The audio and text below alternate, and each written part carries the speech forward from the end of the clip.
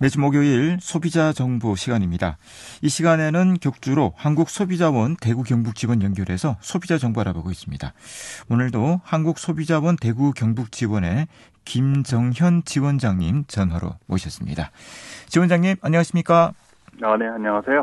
오늘은 설 연휴와 관련한 소비자 피해 정보를 알려주신다고요? 네, 설 연휴가 다가오면은 선물용 상품권을 구입을 하시거나 구입한 물품을 배송하기 위해서 택배 이용을 많이 하실 것 같은데요. 이번 설에도 택배 이용과 온라인 상품권을 포함해서 상품권 구입이 더 많아질 것으로 예상되는 만큼 소비자 피해도 같이 늘어날 수 있기 때문에 소비자분들의 각별한 주의가 필요하겠습니다. 자, 매년 설 연휴가 다가오면 물류 대란이 발생했다는 기사를 본 기억이 납니다. 이 택배와 관련된 분쟁은 어느 정도 발생을 하고 있고요. 또 이 가운데에 설 연휴 기간 동안의 분쟁 비중은 어느 정도 되는 것입니까? 네, 2021년부터 23년까지 최근 3년 동안에 접수된 택배 관련 피해 구제 사건은 총 912건이고요. 네. 이 중에 설 연휴가 포함된 1, 2월에 접수된 사건은 160건으로 그 비중으로 본다면은 약 18% 정도를 차지하고 있습니다. 평달보다 분쟁 발생 비율이 높다고 보시면 될 것 같습니다. 네. 자, 그러면 택배 분쟁은 어떤 사유로 많이 발생을 하고 있습니까? 네, 택배의 경우에는 운송물의 파손이나 훼손이 가장 많고요. 거의 절반을 차지한다고 보시면 될 것 같습니다. 네. 그 다음으로는 물품 분실, 그리고 지연과 오배송과 같은 계약 불이행의 순으로 접수 사건이 많았습니다. 네. 예상대로 택배의 경우 이 파손이라든지 훼손에 대한 피해가 가장 많은 것 같습니다. 대표적으로 어떤 사례들이 있는지 좀 소개를 해 주시겠습니까? 네, 신선식품을 택배를 통해서 배송 의뢰를 했는데요. 배송이 늦어져서 택배 사업자한테 이의 제기를 했더니 다른 지역으로 오배송되었다는 안내를 받았고요. 며칠 뒤에 택배는 수령을 했지만은 이미 변질된 이유였습니다.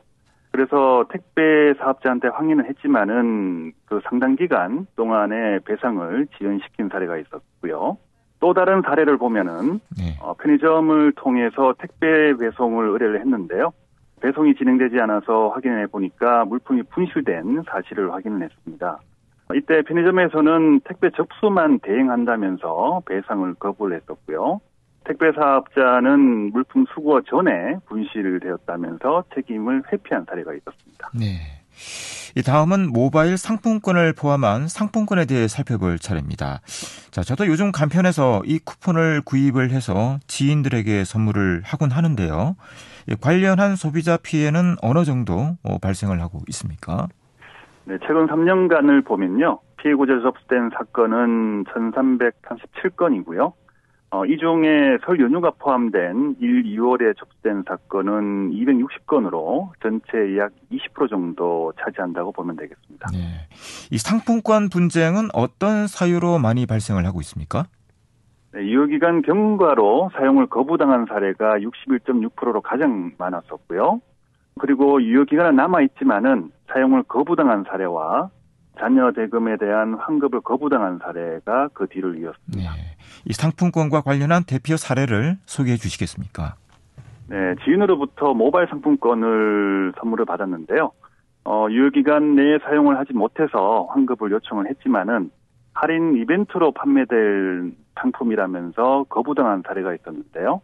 이 경우를 보면은 사업자가 정한 유효기간이 경과했다 하더라도 공정거래위원회의 고시인 소비자분쟁협의 기준에 따라서 상사채권 소멸시효인 5년 이내인 경우에는 구입한 대금의 90%를 환급하도록 규정되어 있는데요. 예를 들어 10,000원짜리 금액형 상품권을 할인을 받아서 9,000원에 구입을 했는데 전액을 사용하지 않은 경우라고 하면은 9,000원을 기준으로 해서 90%인 8,100원을 환급받을 수 있기 때문에 앞의 사례도 동일한 기준이 적용된다고 말씀드릴 수 있겠습니다. 네. 마지막으로 소비자 주의사항에 대해 말씀해 주시겠습니까? 네, 설 연휴 기간에는 시간적인 여유를 충분히 두시고 배송을 의뢰를 하시고요. 그리고 물품 가격을 운송장에 기재를 하지 않으면은 손해배상 한도액이 50만 원으로 제한될 수 있기 때문에 그 운송장에 물품의 종류, 수량, 가격을 정확하게 기재를 하시고요. 늦어도 택배 수령일로부터 14일 이내에는 배상 신청을 하셔야 적절한 배상을 받으실 수가 있습니다. 그리고 상품권의 경우에는 높은 할인율을 미끼로 대량 구매라든지 현금 결제를 유도하는 경우가 많은데요. 사기 수법일 가능성이 있으니까 조심하시는 게 좋겠고요. 조금 전 사례에서 유효기간이 지났다 하더라도 90%까지 환급이 가능하다고 말씀을 드렸는데요. 프로모션을 통해서 무상으로 받은 모바일 상품권 같은 경우는 유상으로 구입한 상품권과는 달리 유효기간이 1, 2개월로 짧고요. 그 기간이 경과하면은 기간 연장이라든지 환급이 어렵기 때문에 기간 내에 사용하시는 게 좋겠습니다. 그리고 상품권 발행일, 유효기간, 환급 규정, 사용이 가능한 가맹점 등과 같은 정보는 꼭 확인해 볼 필요가 있겠습니다. 네, 오늘도 유익한 소비자 정보 감사드립니다. 고맙습니다. 네, 고맙습니다. 네, 지금까지 한국소비자원 대구지원 김정현 지원장이었습니다.